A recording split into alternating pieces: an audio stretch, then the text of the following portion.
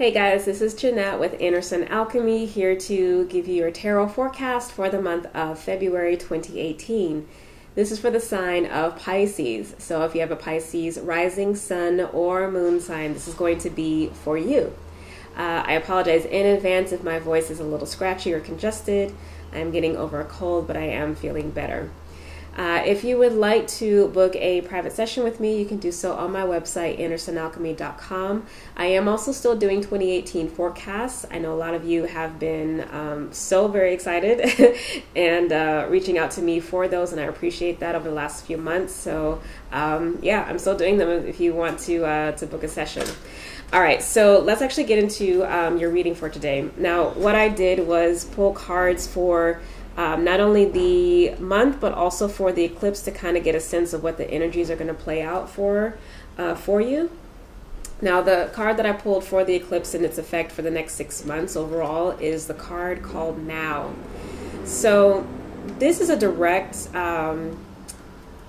entreaty, I guess, to you to make sure that you stay present in the moment and make sure that you don't get ahead of yourself in terms of your goals.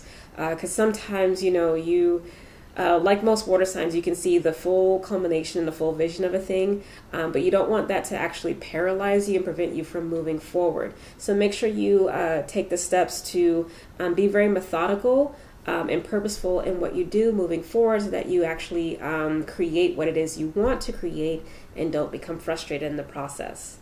Now, I also pulled a card for each of the primary areas of life related to what the eclipse is going to be bringing up. So I have the Empress card in terms of your health. And so this talks about, a need for some self-care for sure, but more so in the way of pampering as opposed to just doing the typical like eating well and exercising, which is also important.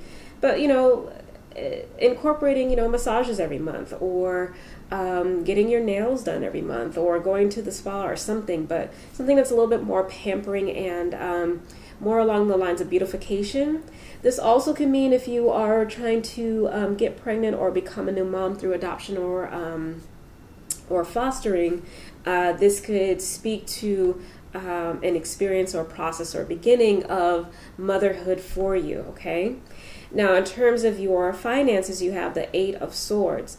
So this is a tough card because this talks about, kind of being locked in a pattern of your mind in terms of your belief systems, and also a little bit of worry as well, potentially.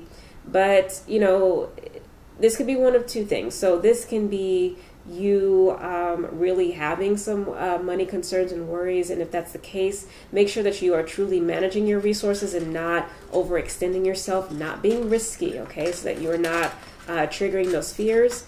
But also make sure that you're not following the counsel of like too many people, whether that's like going out for all these social events or making risky investments if you're truly not in a position where you can do so.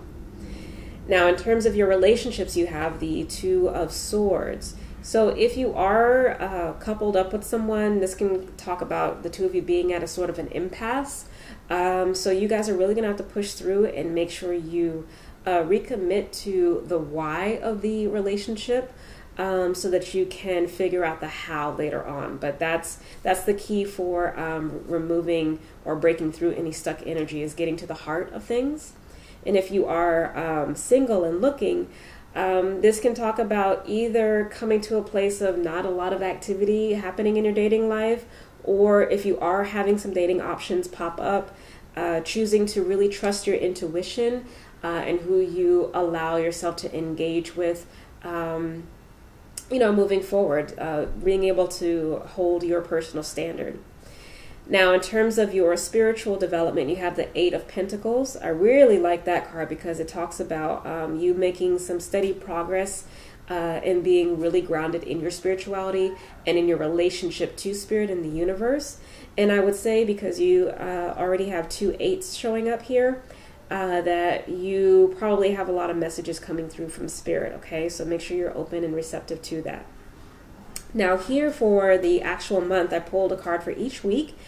And you, along with, I think, Leo, Aquarius, and maybe Sagittarius or Capricorn, got 2 nines. And I know Aquarius for sure got the same 9, 9 of Wands and 9 of Swords. So if you have Aquarius in some of the key aspects of your chart, be sure to watch that sign. But in the first week, you have the Judgment card. Now, the Judgment card talks about a lot of things. It's a really powerful card. So it can talk about having new life breathed into a situation. It can talk about coming back to a place of personal power and asserting your personal truth. It can talk about a truth coming to light, a truth being revealed, either you revealing it or something being revealed for you. But regardless, it is a really powerful and I think a positive way to start the month.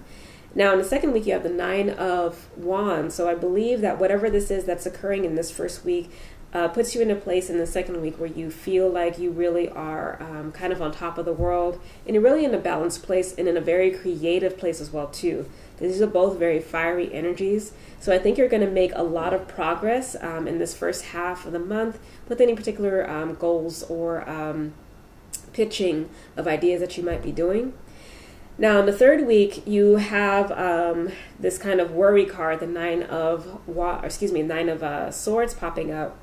Now, this can talk about anxiety, worry about something, maybe a decision you have to make or a certain circumstance that's popped up, maybe an emergency.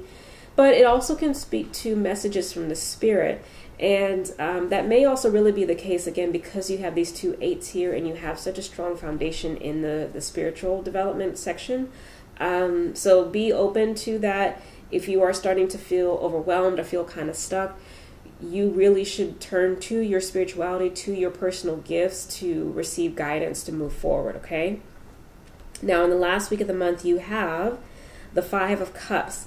So this is definitely like a tough energy because it speaks to that feeling of personal emotional loss when you have a separation for something that you really care about. So this could be a person, whether it's family member, maybe a fight with a sibling or a parent. This could be a friend. This, of course, could be a relationship, or this could be someone that you have some type of business partnership with. So just be mindful of that. Or it could be an actual thing. So, some type of separation with the project, maybe losing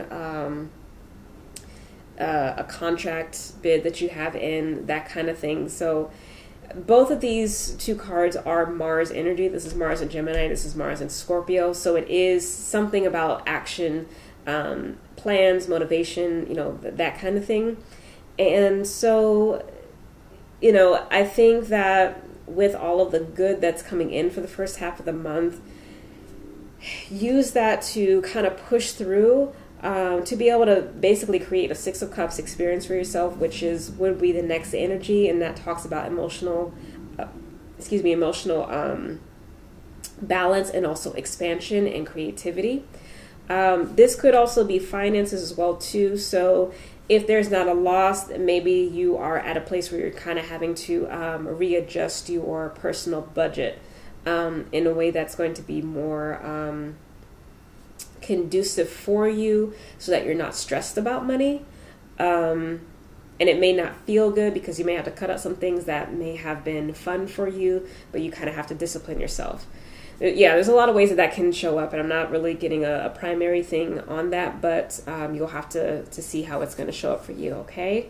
But that is your reading for the month of February, Pisces. I hope you have a wonderful time. It looks like there is some powerful changes that are happening. I remember that last month we did get the Death card for you, so it looks like there's still this process of like churning and shifting and transition that's happening, so just let it happen. I have a feeling that things will probably clear out in March once we hit the spring equinox as well too. So I wouldn't worry. This isn't going to be like the whole year for you. All right. So I love you much. Have a blessed month. I will see you next time. And if you would like to book a session with me, again, go to my website, andersonalchemy.com. Bye.